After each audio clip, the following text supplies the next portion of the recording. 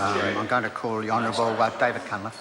Mr Chairman, clause 3 is relating this back to the Principal Act, which of course is the KiwiSaver Act 2006. In the short call, I want to go back to why the KiwiSaver Act was put in place in the first place. These remarks are foreshadowed by the earlier call which I took on clause 2.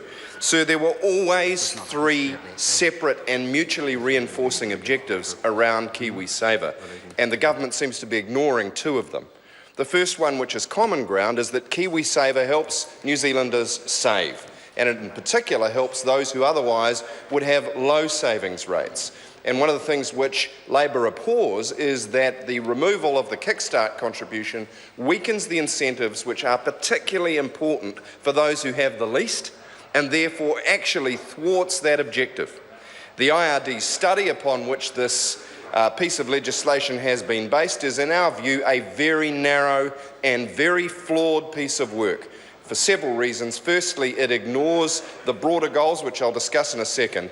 And secondly, sir, because it talks about leakage from a target group, which is low income, low saving New Zealanders, and it doesn't address the fact that there's a broader benefit for all New Zealanders saving. So we would say the government releasing that IRD study on the same day that it put the legislation into the House is really just political cover. We don't think that it has a high level of analytical weight that can be attached to it. But what are the other 2 objectives beyond helping individual New Zealand families save? Well, the first, sir, is actually touched upon briefly in the government's fiscal strategy report released this week, and on page B29, I quote, "It's a goal of the government to reduce government debt through higher public savings, plus put New Zealand in a better position to cope with the next economic shock or natural disaster. It helps raise national savings, maintains credibility with international lenders, reduces finance costs and allows the international competitive sectors of the economy to grow." And it goes on to talk about the advantages of the New Zealand Superannuation Fund, but interestingly enough doesn't mention KiwiSaver per se. So it's common ground between the 2 sides of the House that we need to grow New Zealand's savings. Members opposite are putting all of their eggs in the basket of public saving, reducing the Crown's debt.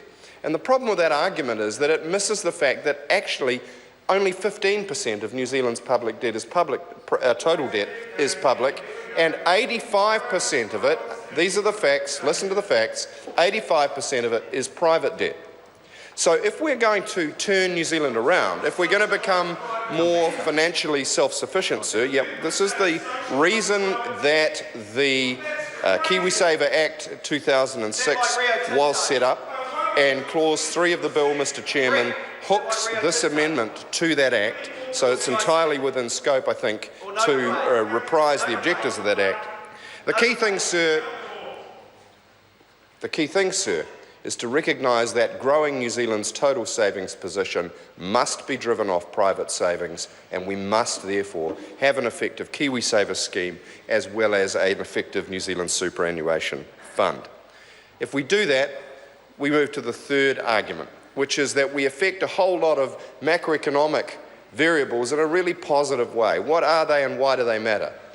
Our savings deficit, our gap between what we earn and what we spend, by mathematical certainty is going to be the same as the difference on our current account between what we import and what we export in terms of capital. So our savings deficit will in the long run equal our current account deficit.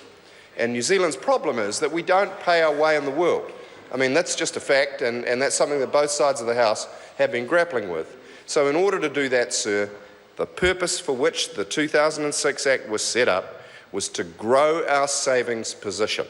And KiwiSaver is one of the most important tools in the public toolbox to do that. Without it, we'd be sunk, and we must keep it strong. Now, at the last election, sir, there was a competition between the policies of the 2 major parties in terms of how to grow New Zealand's savings rate. And I think it was the New Zealand Institute of Economic Research, or BIRL, or both, who did some comparative analysis between the 2. What they showed was that Labor's plan was going to grow national savings by about 3 to 4 times the rate of change of Nationals. And that was before National took the Kickstart component out of KiwiSaver. So I come back to the point that my colleague Grant Robertson made earlier. This is not the first time. This is Mr. Chairman. Mr. Chairman. David Bennett.